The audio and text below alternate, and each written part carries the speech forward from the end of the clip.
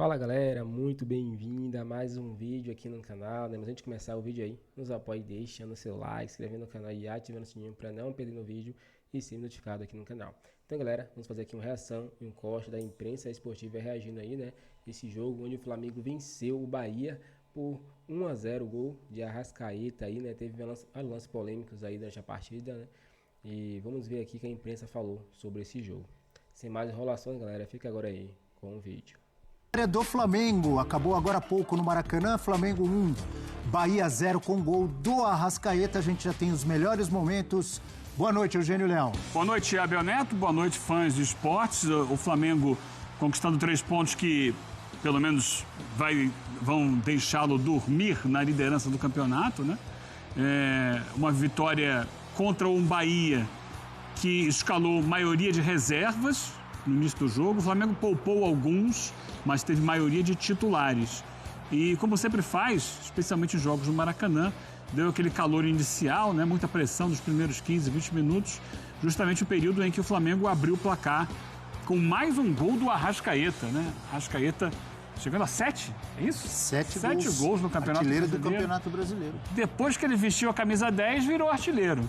Olha aí, cruzamento do Michael, ele subiu, se antecipando a zaga, desviando de cabeça para fazer o único gol da partida. Antes do gol, ele já tinha, tido uma outra oportunidade também. Sim, foi travado pelo Ramos Mingo. Primeiro o goleiro, depois o Ramos Mingo. O Flamengo começou a ter problemas ainda no primeiro tempo com lesões, né? Perdeu 2 jogadores e aí queimou 2 janelas, né? 2 paradas para substituição ainda no primeiro tempo. Saiu o Alan e aí entrou o Luiz Araújo com o Gerson passando a jogar como um dos volantes. E depois saiu outro volante. Saiu o Pulgar com uma fisgada na coxa e entra o Everton Araújo. Aí o Flamengo guardou as demais substituições apenas lá para o final do jogo, né? Já perto do encerramento, aí colocou Pedro, colocou Joshua, né? E para tentar equilibrar, porque o Bahia, na segunda etapa, foi o time que se lançou a partir da metade do segundo tempo, começou a colocar os seus titulares. Então, saíram o Everton Ribeiro do banco, o William José, Cauli. O Rogério foi tirando do banco jogadores, Eric Pulga, que qualificaram mais a equipe e tornaram o jogo imprevisível, né? Aí teve essa expulsão do Gerson, já perto do final da partida. Ele pisa realmente no pé, né? Pisão duro ali. Acho até que ele não teve exatamente a intenção, mas pisou, merecido o cartão vermelho para o Gerson, e a partir daí a arbitragem vai se perdendo, porque tem o cartão vermelho, depois tem um chamado do VAR para que ele marque pênalti num lance que o Flamengo quase fez um gol, a bola bateu na trave e depois ficou uma loucura ali, um bololô na área. Ele vai ao VAR, consulta o VAR e não marca o pênalti. Isso já, esse lance agora, ó, chute do Luiz Araújo na trave, e no rebote a bola pega na mão, acho que é do próprio Ramos Mingo ali, né? E na hora difícil, muito difícil de ver, mas o VAR deu a câmera ali lenta, em close, e me pareceu que a bola bateu mesmo no braço do Ramos Mingo. Ele achou melhor não marcar o pênalti. Estamos vendo ali um detalhe, uma câmera lenta, ó, esse toquezinho aí. Ele considerou que não foi o pênalti. Depois ainda tem um lance que o próprio Ramos Mingo, que pisa também no jogador do Flamengo, no Joshua. Para mim é um lance semelhante ao lance do Gerson, que deu uma expulsão. Daqui a pouco a gente fala mais sobre esse lance. Antes, só vamos dar uma olhada nessa tela sobre o Arrascaeta. Olha só o título. Vai ser bola de ouro? Arrascaeta em 7 jogos no Brasileirão, que foram 8 rodadas, mas ele deve ter ficado de fora de um, por isso que tá lá. 7 jogos dele, 7 gols. 3 assistências. Então são 10 participações diretas em gol em 7 partidas. 4 vitórias garantidas com gol ou assistência, liderando aí praticamente todos os quesitos do Campeonato Brasileiro. Não do Flamengo, né, Eugênio? Do Campeonato Brasileiro, só em assistências que ele está em segundo lugar. Vive um momento excelente, né, o Arrascaeta. E a gente contou ali os gols do Brasileiro. Teve gol na Libertadores nessa semana, né? No jogo lá contra o Central Córdoba. E é um jogador que parece fisicamente estar mais inteiro do que em momentos anteriores, que a gente viu o Arrascaeta sofrendo muito para ser mais efetivo, porque estava sempre um pouco mais lento e tal. E agora, com melhores condições físicas, ele não consegue, como a maioria, né? manter isso o jogo inteiro, muitas vezes é substituído no segundo tempo, mas no primeiro tempo está entregando muito. E voltou a entregar com esse gol decisivo. Uma vitória importante do Flamengo e vai sempre aumentando aquela conta, Abel. São 16 jogos do Flamengo contra o Rogério Ceni como treinador e 16 vitórias do Flamengo. Nem sequer empate aconteceu até agora. O Rogério que no final ficou reclamando lá com o Daron, com o Tempão. Não sei exatamente o que ele dizia, mas acho que o Flamengo tinha mais do que reclamar do que o Bahia no jogo de hoje com relação à arbitragem. Acertadas na sua visão as estratégias ou as escolhas dos técnicos? Rogério Ceni pelo Bahia, escalando o time misto, o time reserva, né? E o Felipe Luiz ali apostando nos seus titulares.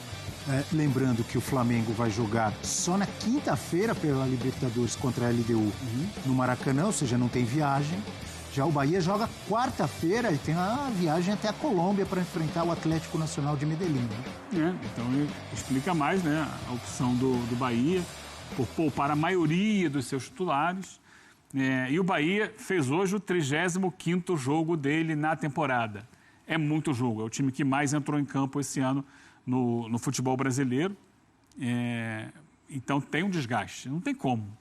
O desgaste é muito forte. E o time que o Bahia colocou em campo, o time reserva, ele levou o jogo, conduziu a partida, criando dificuldades para o Flamengo, é claro. E sofreu muito ali no início, do primeiro tempo, né? Todo mundo, né, que joga no Maracanã sofre nos primeiros 15 minutos. Depois o jogo vai assentando um pouquinho. Isso foi, por exemplo, contra o Corinthians, né, aquela goleada. As coisas acontecem muito dessa Juventude. forma. E por aí vai. O Flamengo tem isso como estratégia. Mas depois foi um jogo que ele conseguiu sustentar. E aí sim, parte da estratégia. Quando você tira no segundo tempo 3, 4, 5 titulares que dão mais força e entram descansados contra um Flamengo que aí sim também está desgastado, é nítido que o Flamengo caiu de rendimento físico nos últimos jogos.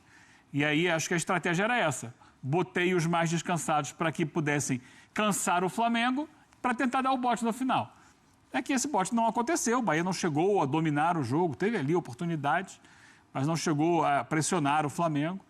Então, pelo menos ele descansou um pouco os titulares para a sequência da temporada.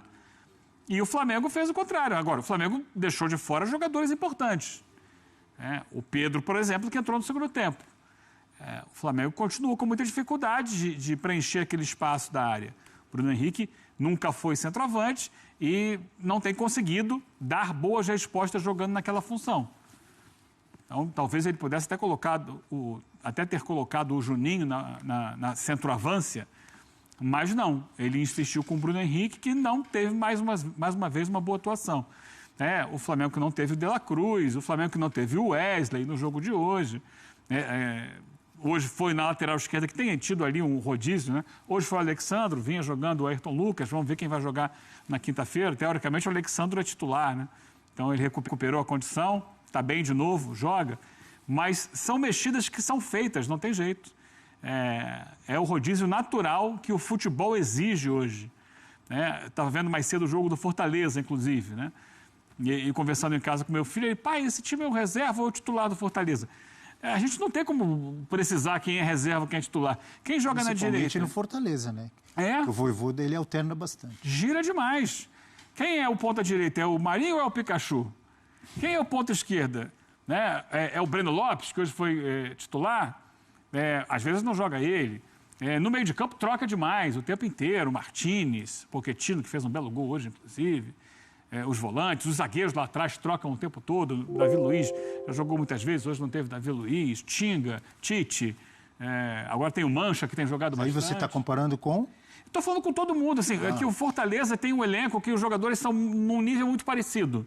Titulares e reservas. Sim. E isso facilita para ir fazendo rodízio. Mas todo mundo é obrigado a fazer o rodízio. Porque você vai olhar, hoje em dia você tem a tecnologia, né, da medicina. Então, os jogadores vão lá, fazem os seus exames, tiram lá todos as imagens e todos os dados importantes para você avaliar se o jogador está próximo de uma fadiga muscular ou não. Então, você descansa aquele jogador. Ou tem condição de jogar 10 minutos, 15 minutos. Não pode jogar mais do que isso. Você tem que ir dosando, porque é um calendário absurdo, insano, e que gera um desgaste muito grande. E a gente vê o desgaste dentro de campo nitidamente. O Flamengo, por exemplo, é um time que não conseguiu, nas últimas partidas, ditar o ritmo de velocidade, de imposição física que ele já fez em outros jogos da temporada. A propósito, temos uma tela que compara o número de finalizações do Flamengo nesse jogo de hoje contra o Bahia, no primeiro e no segundo tempo. Dá uma olhadinha aí, Eugênio, porque tem a ver com o que você acabou de dizer aqui, acabou de trazer aí a sua visão. Olha aí, ó. Cansaço pesou? Finalizações do Flamengo por tempo de jogo contra o Bahia. No primeiro tempo, 10 finalizações. No segundo tempo, já cai para menos da metade. Chama atenção, né? E o detalhezinho ali embaixo. Essa última linha é sempre boa para a gente ver, para contextualizar. 5 finalizações até fazer o gol, aos 7h35. Portanto, metade das finalizações do primeiro tempo, nos primeiros 7 minutos. Entra para dar aquele calor, entra para dar aquela pressão, entra para resolver a partida nos primeiros 15 ou 20 minutos. Depois vai administrar. É isso. Até porque o adversário também entra no jogo. Começa a entender os caminhos, as movimentações do Flamengo. Mas sim, pesa. O segundo tempo sempre é abaixo. E aí a gente tem os números do jogo com muito mais posse de bola para o Flamengo, 61-39. 14 finalizações também aí, uma supremacia rubro-negra. 5 certas contra 2 do Bahia, 4 grandes chances do Flamengo e 2 do Bahia. 27 ações na área rival contra 12 do Bahia, gente. Sim, isso reflete a superioridade do Flamengo no jogo, que passa pelo time titular do Flamengo. E eu acho que poderia ser assim também, se fosse o time titular do Bahia. Às vezes, por estratégia do Rogério, o Bahia do Rogério é um time grande, é um time que hoje se posiciona no cenário do futebol brasileiro como um dos protagonistas, como um time que vai brigar pelas competições e que normalmente gosta de ter a bola. Normalmente, nem sempre. Semana passada, contra o Botafogo, vitória do Bahia, ele fez o contrário. Aliás, algo parecido com o que aconteceu hoje. O Botafogo foi quem teve mais a posse de bola. O Bahia, naquela ocasião, jogando na Fonte Nova, recuou, baixou as suas linhas e passou a atuar no contra-ataque. Naquele dia, foi no sábado, inclusive, no sábado passado, funcionou. O Bahia ganhou o jogo do Botafogo. Depois hoje, perdeu do Nacional, levando gol de contra-ataque. Levando gol de contra-ataque. Ironias. O Nacional do Uruguai. Ironias do destino. Hoje era o Flamengo e o Flamengo conseguiu resolver o jogo muito cedo, com aquele gol do Arrascaeta. E depois o próprio Flamengo teve aquela chance que a gente viu agora, do chute na trave do Luiz Araújo, já perto do final do jogo. Eu acho que foi o outro grande momento do Flamengo no jogo, depois do gol marcado aos 7 minutos pelo Arrascaeta, que a gente está revendo agora. Então não teve, assim, um volume de criação, de jogadas, de ataque, de pressão tão grande assim como a gente já viu o Flamengo fazer esse ano contra outros adversários e poderia ter feito contra o time reserva do Bahia. Não conseguiu. Queria voltar àquele lance em que o Daronco, o árbitro do jogo, ele é chamado para analisar um possível pênalti para o Flamengo. A bola teria batido na mão do jogador do Bahia, ele vai ao VAR, olha o lance e resolve não dar o pênalti. Me chamou a atenção, Eugênio, não achei a decisão errada, eu penso que o árbitro deve ter essa personalidade de, mesmo sendo chamado, é esse lance aí, que está passando agora, se ele é chamado e ao rever o lance, ver o lance com os detalhes do vídeo ali, pensar que a decisão dele de não ter marcado o pênalti estava correta, manter essa decisão. Por que eu digo que me chama a atenção? Porque é raro, não sei se você concorda, 90% ou mais, aí eu estou chutando uma porcentagem aqui, mas a maioria das vezes que o árbitro é chamado, ele vai lá e confirma o que o VAR está mostrando para ele, ou porque ele foi chamado. Olha esse lance aqui e tal, possível pênalti, possível expulsão. A maioria das vezes o árbitro vai lá, olha e confirma aquilo que está sendo sugerido. O Daronco, um árbitro experiente, foi lá e falou, não, estou olhando aqui, para mim não foi pênalti. Não acontece muito, né, Eugênio? Não acontece muito. É raro. Porque precisa ter personalidade para ir contra o que o pessoal que está na cabine está te mostrando, normalmente. E, aliás, não é a primeira vez que o Daronco faz isso. E já viu o Daronco fazer isso e tomar decisões equivocadas, errar. A de hoje é muito interpretativa.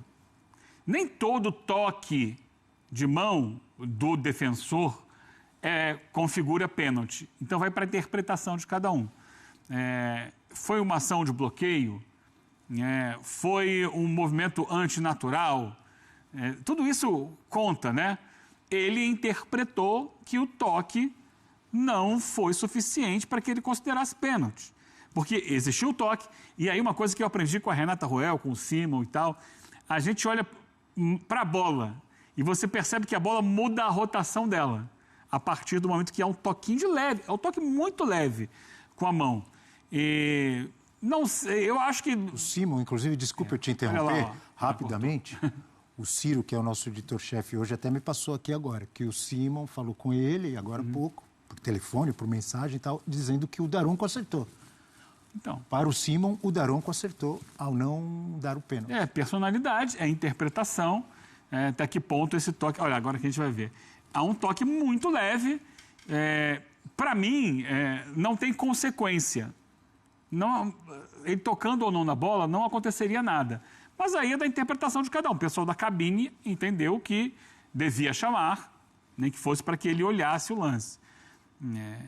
E eu acho que se a cabine não chamasse, ia passar despercebido. Porque foi muito rápido, um bolo de jogadores ali. E é um movimento muito rápido. Então segue. Agora, no final do jogo, a gente viu o Rogério Ceni reclamando uma barbaridade com o Daronco. Não sei exatamente o que ele estava reclamando, né? O time dele teve um pênalti que o VAR indicou não marcado contra ele. O Flamengo teve um jogador expulso, que foi o Gerson. Ele deu 13 minutos de acréscimos e ainda teve o lance que, para mim, foi um lance muito parecido com a expulsão do Gerson e que ele não expulsou, o VAR não chamou para expulsar o Ramos Mingo no lance com o Joshua. E merecia o cartão vermelho. O Wallace, não o Joshua. A gente está revendo aí a imagem da expulsão do Gerson, né? O lance que o Daronco, a princípio, dá cartão amarelo. Olha lá. É chamado para rever o lance, né? Para acompanhar as imagens pelo vídeo e aí ele troca o cartão e dá cartão vermelho. Eu estava até olhando aqui, próximo jogo do Flamengo. É o clássico Flamengo-Botafogo na 9ª rodada. Obviamente o Gerson vai ser desfalque, né? Vai ter que cumprir a suspensão por causa dessa expulsão. Na minha visão, expulsão merecida. E o Simon também já mandou o recado aqui, que ele concorda com o cartão vermelho, gente. Acho que aí não tem discussão, né? Imagino que na hora, na velocidade do lance ali, o Daronco não tenha visto o pisão no pé. Acho que ele marcou ali pelo tranco, né? E ele usa o braço também. Mas quando você vai pegar a imagem e olha no detalhe o pisão no tornozelo, é um pisão realmente muito grave, um pisão que leva ao cartão vermelho. E eu acho que não há discussão com relação a isso. O próprio Gerson não reclama, ele já cumprimenta ali o companheiro, tira a braçadeira de capitão e segue chateado para o vestiário. Acho que não era nem intencional. Acho que era uma tentativa de alcançar a bola ali, mas ele pisou gravemente. É o Eric Pulga, né? Que estava na jogada com ele, se não me engano. E acho que não tem discussão aí. Aí o cartão é correto. Então é isso, galera. Chegamos mais um fim de um vídeo aqui no canal, né? Espero que você tenha gostado. Vamos falar sobre esse vídeo aí, né? Então, o Flamengo venceu o Bahia, né? Venceu o Rogério Ceni mais uma vez. Se não me engano, é o 16º confronto que o Flamengo vence o Rogério Ceni, né? E o Bahia, se não me engano, é 10º confronto, né? Então, tanto o Bahia como o Rogério Ceni são fregueses do Flamengo, né? E o Flamengo venceu mais uma vez, com 1 a menos ali no finalzinho do segundo tempo. O Gerson acaba atingindo o jogador do Bahia, não sei se é Pulga, né? Acertou ali. E o juiz, chamado pelo VAR, acabou aplicando o cartão vermelho, né? Depois teve o lance ali também da mão ali do Bahia na grande área, onde o juiz, né, foi chamado pelo VAR, mas ele optou por não ter marcado o pênalti, né? E aí ficou meio polêmico esse lance. Depois teve o lance também que o jogador do Bahia atinge, né, o Wallace ali, parecido com o que o Gerson fez, mas mesmo assim o jogador do Bahia não foi expulso nem chamado pelo VAR. Qual a sua opinião, torcedor? Deixe um comentário pra gente aqui, se inscreva no canal e ative o sininho para não perder nenhum vídeo. Agora valeu e até o próximo vídeo.